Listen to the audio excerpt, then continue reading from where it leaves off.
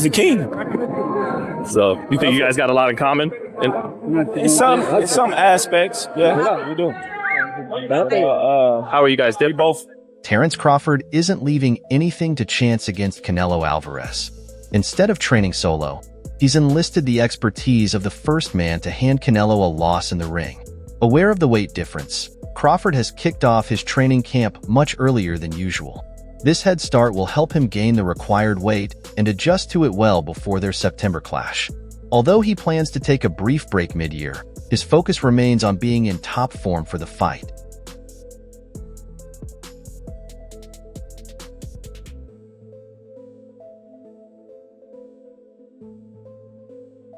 Before then, Crawford welcomed Floyd Mayweather to his camp. Into his camp, and the two shared a productive and enjoyable time together. As expected, much of Mayweather's focus during their sessions was on sharpening Crawford's defense. They worked extensively on the shoulder roll, refined footwork, and practiced more body feints.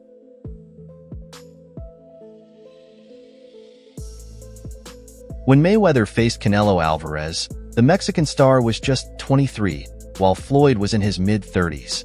Despite the age gap, Mayweather's defense was so flawless that Canelo struggled to land clean punches across 12 rounds. Over the years, Floyd has shared his wealth of boxing knowledge with numerous top fighters, including Ryan Garcia, Devin Haney, and Gervonta Davis. Now, his latest trainee, Terence Crawford, had glowing words to share with fans about his valuable time learning from the undefeated legend.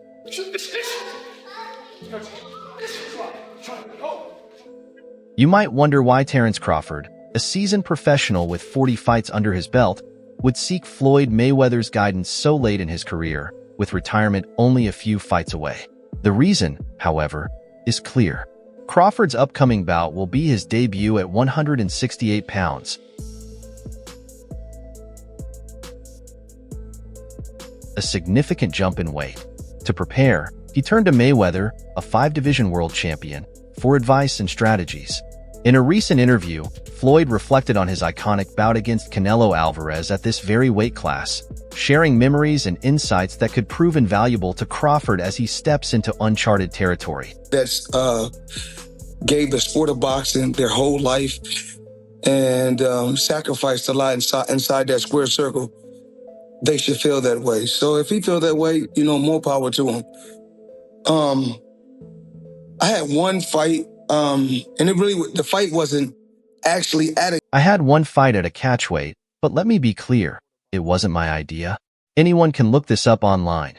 The facts are in an article, Floyd explained. At one point, Canelo thought I was scared of him, claiming, Floyd doesn't want to fight me. I'll even meet him at 152 or 152.5 pounds. So, I called his bluff and said, if that's what you want, let's do it at 152 or 152.5. When Canelo made the weight, there wasn't any clause stopping him from gaining afterward.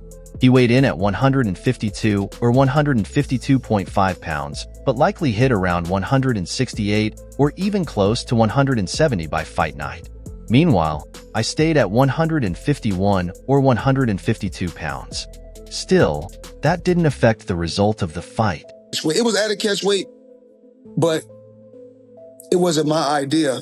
So at one particular time, you guys can, anybody, you can go online and pull this up. It was an article. So with Canelo said, I believe Canelo at one particular time thought I was scared of him, Perhaps Terence Crawford found this approach fitting for himself, given how much he needed to learn about competing in a new weight class he'll be entering in less than a month. Despite countless comparisons made by fans between Floyd Mayweather Jr. and Crawford, Bud has always been respectful of the undefeated champion's achievements. Crawford deeply admires Mayweather's legacy and made it clear during interviews that he has no intention of taking anything away from Floyd's rightful accolades. When asked about the parallels between their careers, Crawford humbly responded, "He's the king," further praising and acknowledging Mayweather's greatness. Hit and not get hit, and to make the adjustments that he's made to certain fighters. He then added, "We do share quite a lot in common in certain ways, but there are differences too. I tend to take more risks." Early in his career, Floyd was taking plenty of chances as well. It really depends on which version of Floyd Mayweather you're referring to. Are we talking about Money Mayweather or Pretty Boy Floyd? Pretty Boy was a seek and destroy fighter, always looking for the knockout. But as his career progressed, he started dealing with hand injuries, which made it harder for him to rely on his power. Plus, he was moving up in weight classes, facing bigger opponents, which naturally required adjustments in his style. Both boxing. I think, I take more chances. Excuse me, Crawford. Right now. But earlier in his career, he was taking a lot of chances as well. So, as Crawford mentioned, they do share many similarities. However, boxing fans and analysts have often compared the two to determine who would come out on top in a fight between them. One news source even named Crawford as the likely winner in such a matchup. Yet, when it comes to pure boxing ability, it's tough to find another fighter who has delivered more sweet science masterclasses than Floyd Mayweather Jr. His defensive genius, ring IQ, and ability to adapt have set him apart as one of the greatest to ever step into the ring. Depends on which Floyd Mayweather you talk about. Do you talk about Money or do you talk about Pretty Boy? Because Pretty Boy was the seek and destroy. The crisp jab, precise timing, and counterpunching ability were all key factors that allowed Mayweather to systematically break down his extensive list of opponents. He showcased these skills over two distinct phases of his career. Rich from the left hooks again. The lightning hand speed extraordinary. Left hook drops him, and then he hit his head off the en masse here at the engine. As Crawford mentioned, Pretty Boy Floyd was the more aggressive boxer, always looking to take the fight to his opponents. On the other hand, Money Mayweather, years later, would outsmart and outpoint opponents with his brilliant boxing skills, computing his moves in the ring. No matter which style you prefer, both versions of Mayweather contributed to the legendary career of Floyd Mayweather Jr. Comparatively, boxing fans are still in awe of what Crawford did to Spence in his last fight, solidifying his place as one of the sport's top talents with a dominant performance. He drops him again. That's a hard knockdown that time. Whether it was the power jab that Crawford repeatedly snapped through Spence's guard, punching in traffic, or the timing of his counterpunches, Bud showcased supreme boxing ability. And while this wasn't the first time he displayed such skill, it had never been seen like that against a fighter of Spence's caliber. When discussing pure boxing ability, it's hard to give anyone the edge over Mayweather. But Crawford's style is different, more explosive yet equally effective in its own right. So, how would their boxing styles compare if Crawford faced Mayweather in his prime? Crawford's laser-accurate shots against Mayweather's disciplined sweet science would make for an intriguing clash. Who would assert the jab first? Who would be the more effective counterpuncher? There are countless ways this fight could unfold, and in the end, it might be best to call this category a draw.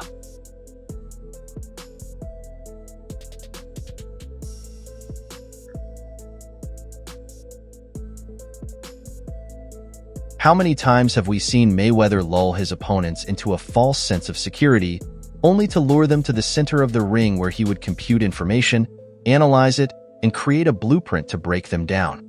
Mayweather's ability to take his ring IQ and his mantra of hit and not get hit and use it to perfection ultimately led him to the Hall of Fame as an undefeated 5-division world champion.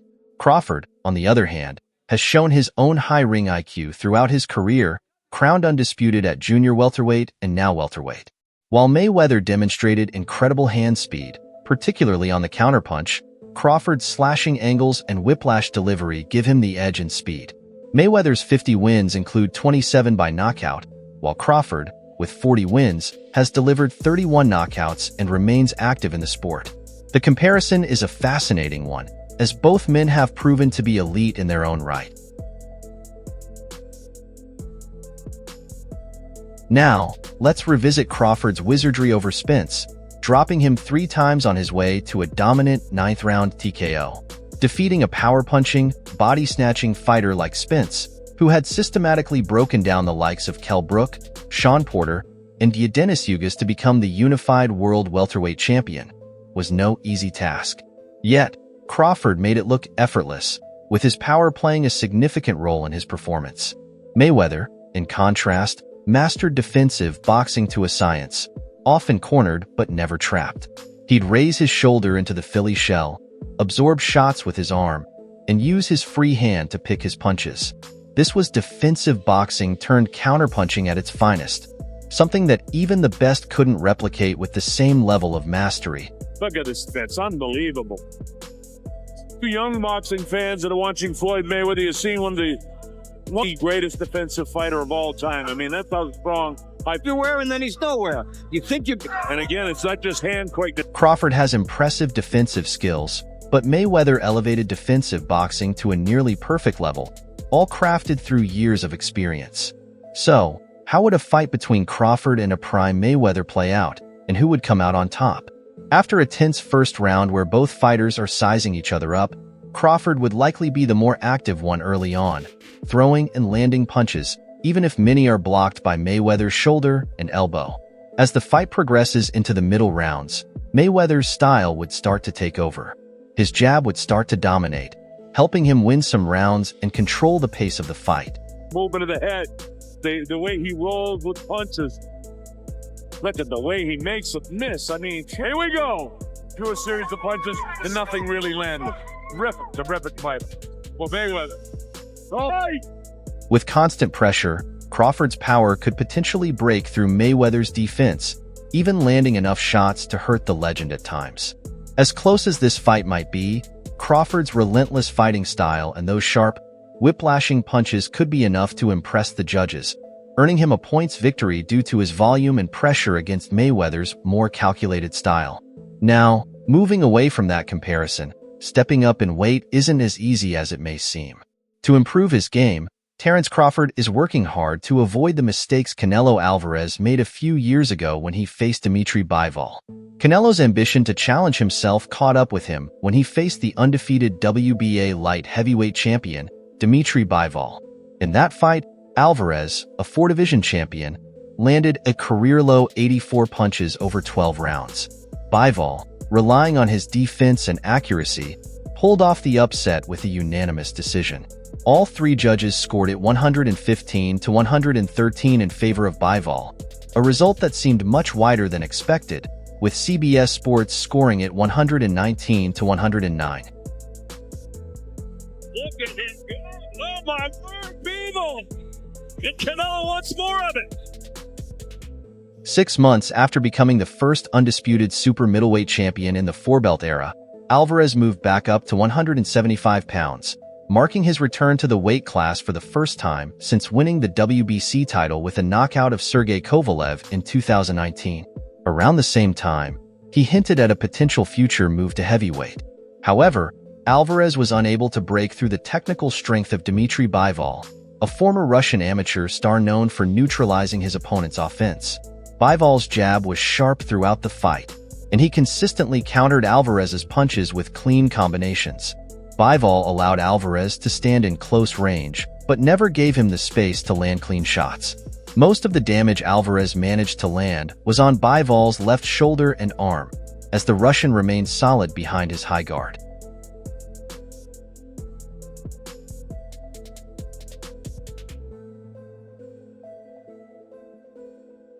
Alvarez, whose only previous loss came against Floyd Mayweather in 2013, landed just 177 punches out of his total attempts against Bivol. According to CompuBox, Bivol outlanded Alvarez 152 to 84. After the fight, Alvarez told reporters that he believed he was ahead on the scorecards heading into the final rounds. "He's a great champion. Sometimes in boxing, you win or lose. I lost today, and he won," Alvarez said. He went on to praise Bivol's skills, saying, "He's a really good fighter. He comes in and goes out. I also felt his power. It was a good victory for him." In a bid to avoid such damage, Crawford has turned to Mayweather for guidance. As for Mayweather, both his record as a fighter and a trainer speak for themselves. The most recent fighter to work with him stunned the world with a big win earlier this year.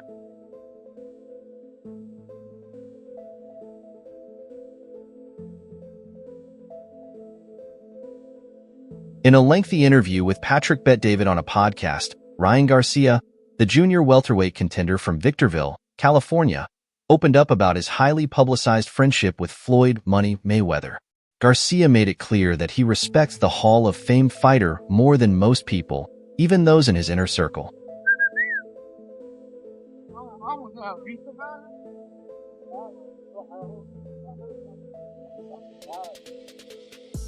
When Bet David asked which high-profile person in his life had the license to give him harsh, unfiltered criticism, Garcia immediately named Mayweather, acknowledging him as the GOAT, greatest of all time. Later, Bivol was asked to share his thoughts on the much-discussed potential fight between Canelo Alvarez and Terence Crawford, two of the most talented fighters in the sport today. Wanting to fight Canelo 3 divisions up. Good idea, bad idea? I don't remember sizes of Terence Crawford. Welterweight.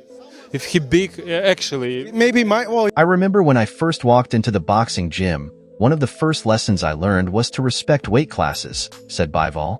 But Terence is one of my favorite active fighters. He has great skills, very good skills. Maybe he could show us something new. He knows what to do, and his coach knows how to find a solution. When directly asked if he thought Crawford could beat Canelo, Bivol responded, "I can imagine it." This shows how much Bivol respects Crawford's abilities, even though Crawford would be facing a naturally larger opponent in Canelo. Bivol went on to praise Crawford's ring intelligence, saying, "I can tell you that Crawford is one of the best fighters in the world right now. I see him with more boxing IQ." Came to the boxing gym, one of the first lesson which I should learn, it's like, you should respect weight classes. You know, yeah, what it means. But Terence Crawford now is one of the favorite. Hall of Famer and ESPN boxing analyst Timothy Bradley Jr. is backing Terence Crawford in a potential matchup against Salt Canelo Alvarez. Bradley shared his thoughts on his YouTube channel, where he argued that Crawford has the advantage. "Everyone keeps talking about the weight," Bradley said. He pointed out that Crawford only recently moved up from welterweight to 154 pounds, while Alvarez has been fighting at 168 pounds since late 2020. Bradley also took a shot at Canelo's knockout power, saying, "Oh, he's going to knock him out? When was the last time Canelo knocked somebody out?" Bradley emphasized that it had been a while since Alvarez last scored a stoppage, which was against Caleb Plant in November 2021. I don't know, something told me to study Canelo, study Crawford. Crawford about to beat the shit out of Canelo Alvarez. I'm letting y'all know right now, he about to beat the brakes off of Canelo Alvarez. Since then, Canelo Alvarez has failed to knock out established opponents like Dmitry Bivol in a loss and a 40-year-old Gennady Golovkin. He has also gone the distance with fighters who were considered outmatched, such as John Ryder, Jamie Munguia, and Edgar Berlanga. Even Jermall Charlo, a naturally smaller junior middleweight, managed to go the distance with Canelo, though he wasn't competitive with the super middleweight king. Bradley dismissed the idea that Canelo could easily knock Crawford out, saying, "Y'all can quit with that. He's going to knock Crawford out? Come on, man."